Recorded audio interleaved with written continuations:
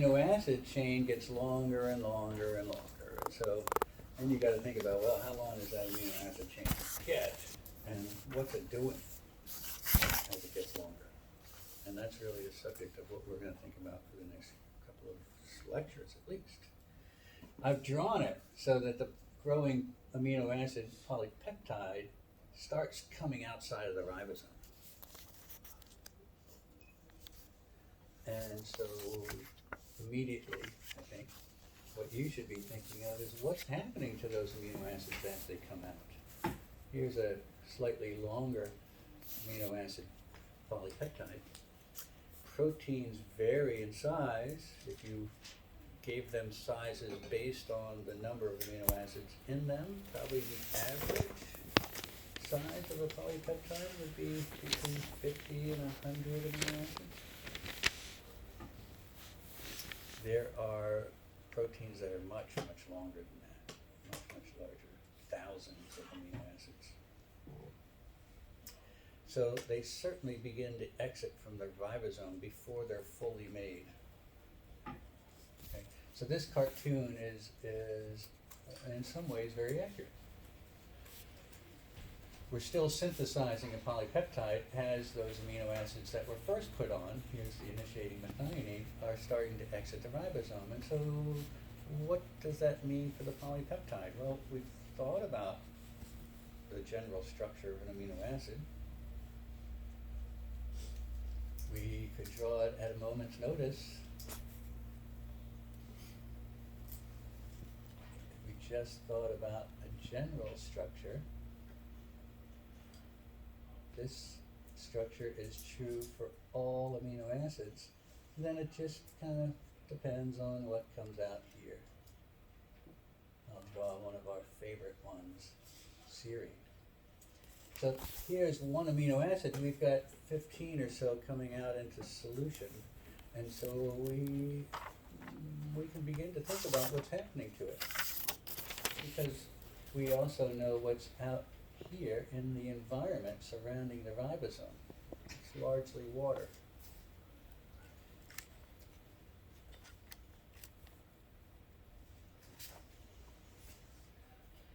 Largely water. Probably more molecules of water than anything else. That's what largely means, right? If you thought about the cytoplasm of a cell, would you think about a swimming pool? That's water. I don't think about a swimming pool. When I think about cytoplasm of a cell, I think more about what you see in a photogenic when you look down into the hole. Ever done that? Ever gone to the bathroom in a photogenic? One of those things at the fair where you, no? Just imagine what's in there, Max. I don't want to think about it. It's not a clear solution of water. That's my point. There's a lot of stuff floating around in there, you know what I'm saying? And it can be quite thick. That's the picture you're supposed to conjure up. That and the dead bug is quite a day for us. So think about this structure, and then what's water doing here? I mean, what's water doing anywhere on here? Is water interacting with this amino acid, which could be, by the way, this one here. We don't know which one it is. Does water provide kind of a friendly environment for that polypeptide? We looked at the cage structure of water last time. So as that polypeptide comes out of the ribosome, we know what it's encountering. It's a bunch of hydrogen bonds forming and breaking in water. Now, if water can form a hydrogen bond with the polypeptide, that would be favorable for the polypeptide. But if it can't, that's going to increase the free energy of the cell. And that typically is not a good thing. Cells want to maintain low energy states. Okay, so if they're going to do something with that polypeptide, nature is going to make it do something. And that process is the process of protein folding. And we're going to look at that in a fair amount of detail. Before I jump off of this section, I did want to take another look at the peptidyl transfer reaction for you, make sure that we're aware of exactly what's happening there. So here's a tRNA in the P site, I've given it 5 amino acids. 4 of them have balls on them, and one of them I've drawn out the structure because it's important in the process of peptidyl transfer. And then I've got a new tRNA coming into the active site, which is bringing along its 1 amino acid, and I show them as they're attached to the tRNAs. And what we talked about last time were these 2 lone pairs of electrons, and we thought about how important they were because they provide the nucleophilic attack that allows the peptide bond to form. So those electrons are forming a new covalent bond with the carbon, okay, on the carbonyl. And because carbon can only have 4 bonds, it's forming 1 here, it's got another here, and 2 more here. It's got to lose 1, and it's this one that's lost.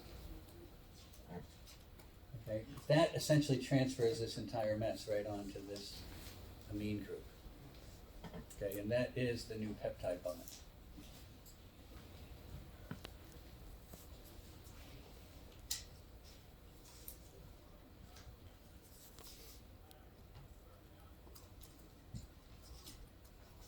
Okay. Professor, writing out the new peptide bond, do you want us to write that water that was taken out, do you want us to write that on the side, or does it not matter? I'm never going to have you do that. Okay.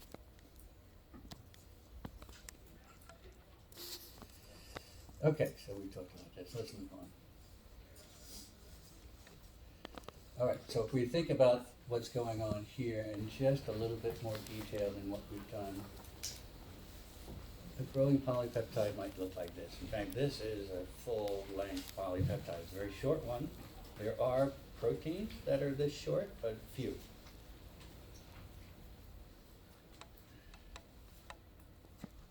And we looked at this again, and I'm gonna bore you by pointing out some of the charges. And I'll just highlight it. Maybe this is a highlighter. So if we thought about polar bonds in this structure, we could probably pick out a few of them. Before I start doing that, I'll tell you that this end of the molecule is the first amino acid that's coming out of the ribosome, if it's at the end of the protein. And because of that, it's got a unique name. It's called the N-terminus. N-terminus, N-U-S, in here somewhere. And N obviously stands for amino. Now, maybe that's not obvious because it's an N. Amino terminus. It's a free amino terminus. That is, it's not involved in a peptide bond. At the other end of the molecule is a free carboxy terminus, or C terminus. Every protein has exactly 1 amino terminus and exactly 1 carboxy terminus. The carboxy terminal amino acid is the last one that's added as a protein is made. So they're often written in this orientation, and the reason they're written in this orientation is this is how they come out of the ribosome from left to right.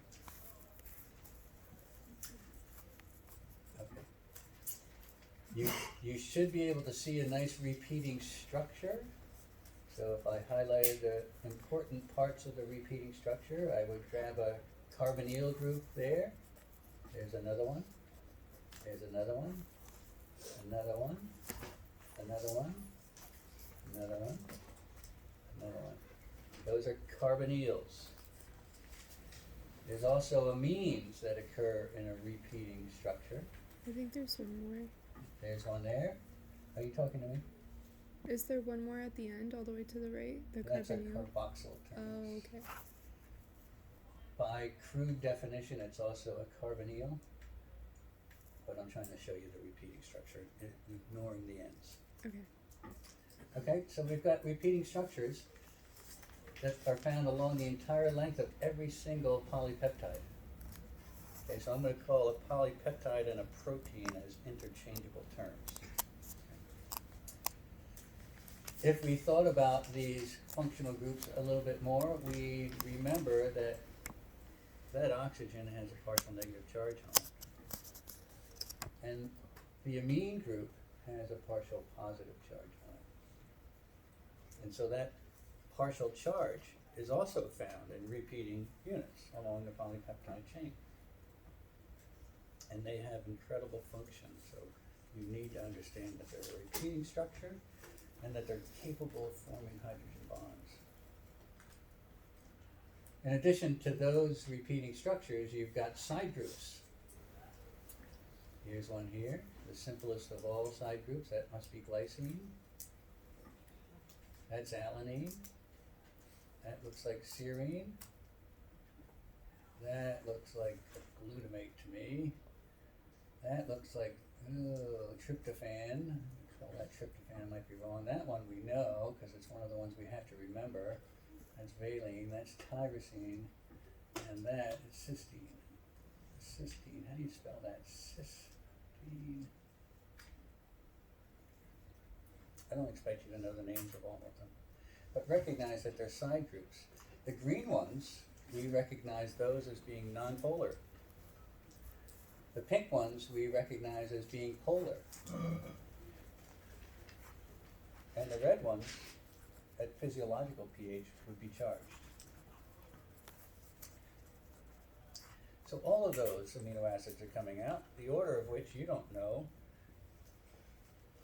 but they have to exist in the cytoplasm somehow, and so we're going to think about how they fold, what are the forces that govern the folding, and what are the forces that stabilize that final folded structure.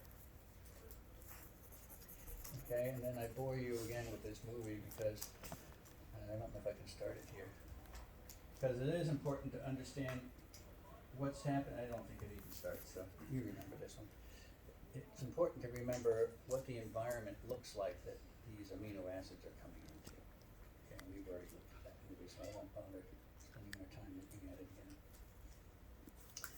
So we're going to move then into this idea of what are the physical interactions or forces that allow proteins to form stable structures in this water environment. And there's forces that you're already familiar with.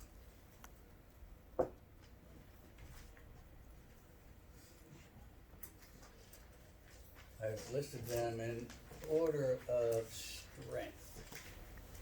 So there's covalent forces. And when I say covalent forces on an exam, I'm not interested in the covalent bonds between the nitrogen and the carbon of an amino acid, or the carbon-carbon covalent bonds. I'm talking about stabilizing covalent forces, new forces that allow a protein to become stable. And so when I say covalent bond, then I'm only talking about disulfide bonds. We'll talk a little bit about each one of these forces as we get to it. Ionic interactions are also prevalent in stabilizing a polypeptide, and those would be occurring between amino acids that have charges on them. Positively charged lysines and arginines with negatively charged aspartates and glutamates. Those can form very strong ionic interactions. I talked about, and when I talk about these, I usually bring the analogy of table salt into the picture. Because table salt is amazing stuff. It's sodium chloride, which we know is held together only by ionic forces. Chlorine's negatively charged, sodium's positively charged, and those two atoms hold on to one another quite strongly. If you took a grain of table salt and put it on the table and tried to squish it with your finger, I don't think you would be able to. If you took a book or a hammer or something and pushed it slowly, you would hear this crunching noise, which is the salt crystals becoming smaller crystals. You are still not down to individual ions, even after you've crushed that piece of salt. And so those two ions are held together very, very strongly. But then if you take some of that salt and drop it into a glass of water, it'll self-dissolve. You don't even have to stir that glass. You just come back later and the ions have separated from one another and fully dissolved, and there are no crystals left. And the reason for that is that you've got this environment of water trying to solvate that salt. And so it will compete with chlorine for the positive charge on sodium, and it will compete with sodium for the negative charge on chlorine, because water is that miracle molecule that has both positive and negative charges on the same molecule, so it can do both of those things. So ionic interactions are really, really strong in the absence of water, but they're very weak interactions in the presence of water. If you have a glutamate and an aspartate, two oppositely charged amino acids interacting with one another inside of the folded structure of a protein. And when you imagine a folded structure of a protein, you should think about a baseball that's really just a core with string wrapped around it. And they wrap that string around it so tight that it takes the shape of a big ball. You cut a baseball open and all it is string. That's what a protein is. The linear arrangement of amino acids is the string, but that's not how it functions. It wraps itself up into a globular ball-like structure for the most part. There's nooks and crannies in it. It's not as smooth as baseball, but it's round like a baseball most of the time. It has a hydrophobic core. This is where it sticks. All the non-polar side groups typically are shoved into the center because they're trying to get away from water. They like interacting with themselves. Those are favorable interactions. And the charged amino acids can likewise be forced to the center. And if they are, and they form this ionic bond, now it becomes strong like table salt, right? Because it's in the absence of water. Hydrogen bonds we've already talked about. I was reminded at the last class that we need to put a firm definition on the hydrogen bond. So I do have a slide coming up that puts that firm definition, because we all need to understand exactly what a hydrogen bond is and when it can form. Van der Waals interactions, I'm sure you've heard about. You're taking a chemistry class already, or you've taken some previous to this class. You know what those Van der Waals forces are. The cool thing about Van der Waals, why I like them so much, is because any two atoms can be attracted to one another through Van der Waals interactions. It doesn't require the ability of polarizing bonds. And then the hydrophobic effect. Okay, and the hydrophobic effect, as we know, and we'll talk about it a little bit more, is the tendency of non-polar molecules to aggregate away from water. And there's strength in that. And the strength comes from the idea that individually they all have to be solvated by water molecules that will form a pretty rigid structure around them, because it can't interact with those non-polar bonds at all. It can interact with itself, so it then begins to adopt a cage-like structure around a non-polar molecule. If you had two non-polar molecules that were separated, then you'd have a lot of caged, rigid water molecules around both of them. And that's causing a lot of water molecules to lose their ability to form other bonds. If instead you take those two non-polar molecules and jam them together, where they can interact with one another from things like Van der Waals interactions, now the number of water molecules that have to form around that complex, two molecules stuck together, is reduced. Okay? And so that frees up water to now be able to form other more favorable interactions in the solution. And so that's a way of reducing the free energy of the system, which is what the cells are always trying to do. Okay. Q13. So we'll look at these individually. These are the disulfide bonds that form. They only form between cysteine residues. So one particular amino acid. And when I say residue, I mean amino acid. Okay? So I'll use those terms interchangeably too. They only occur between cysteines, and it occurs through an oxidation reaction, which removes the protons and the electrons from that and forms a new covalent bond between the sulfur groups. Those are really strong. That bond is about 60 kcals per mole. So I remember when I was in college and we always talked about kcals per mole, I said, how strong is a kcal per mole? I don't know. I still don't know, to be honest. All I know is relative strength. Covalent bonds are the strongest, the bonds that we'll talk about. So 60 kcals is a lot. Carbon-carbon bonds are actually stronger than that. They're about 100 kcals per mole. Carbon-hydrogen bonds are about 100 kcals per mole. These sulfur bonds are not quite as strong.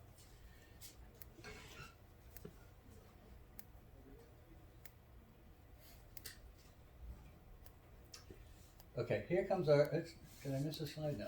Here comes our definition of a hydrogen bond, and I want you to take the time necessary to write this down. Because it will come back, you'll see it again at some point down the road. I'll read it to you to make sure it makes sense.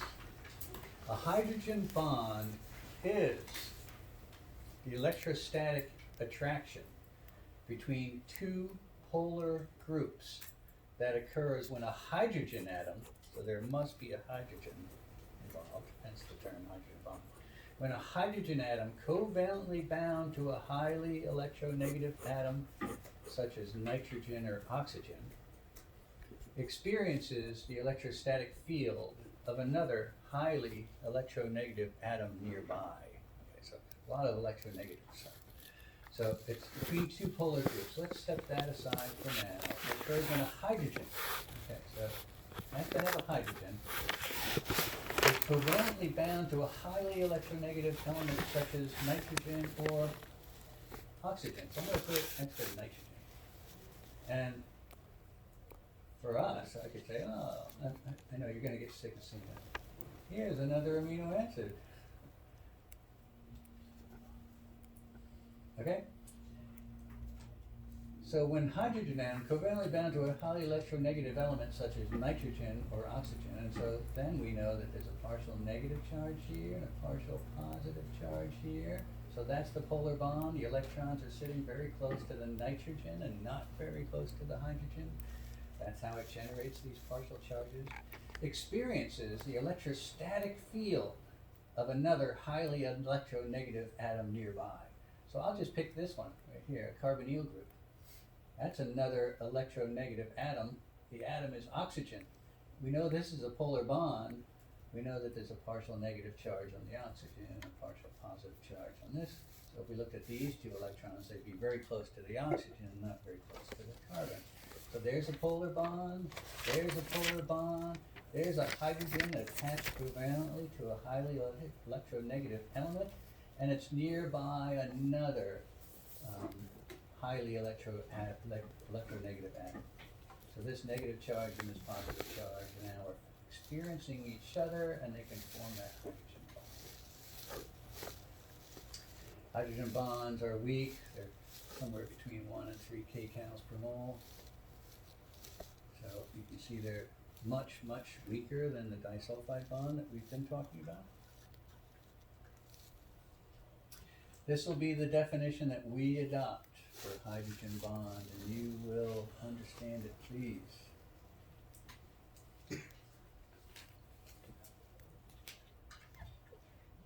Are there any questions so far? Because we're getting close to this quiz thing. Any questions about what we've covered today or in any other previous lecture? Everybody's good. Okay. So it's 2:17, so we'll take a little extra time this week to make sure we have the... Yeah. I do have a question. So in one of the review questions, you said how many hydrogen bonds can H2O form, and you said 4 in the lecture because the hydrogen is going on both sides, so there's like 2 slight partial negative charges on the oxygen. That's right. Okay, just making sure. Do you want me to draw? I got time. I can draw a new structure. If this is water, we agreed that these are both polar bonds. We agreed that that's a partial plus, that's a partial plus.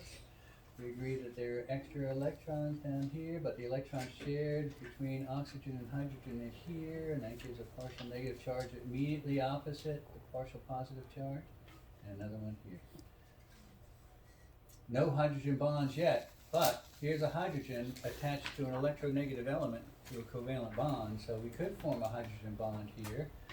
And if we did it with another nearby electronegative element, it could be the oxygen and a water molecule. So we could form that bond. Likewise, we could do the same thing over here. So there's 2 already. But what about that? Well, there's no hydrogen down here, but a neighboring water molecule would have a hydrogen. Now there's a hydrogen attached to an electronegative element in the covalent bond. There's a partial charge there, and we already know there's a partial negative charge. Here's a nearby electronegative element. So I see a hydrogen bond there. I'm trying to go around the charge. And whoop, likewise over here, I'm gonna have to point it this direction. There's another water molecule, so all of these fit our very tight description hydrogen bonding. Okay. So if we think about the one water molecule that we were considering, which is the one in the center, how many hydrogen bonds can it form with water? The answer is 1, 2, 3, 4. Any other questions? Okay. You're gonna have to use your own piece of paper for the quiz. I'm not providing anything, I'm gonna put the questions on the board. So once you get that piece of paper ready, make sure your notes are gone and put away. So we should just have that one piece of blank paper that you're gonna leave with me and nothing else on the desk. That would be awesome.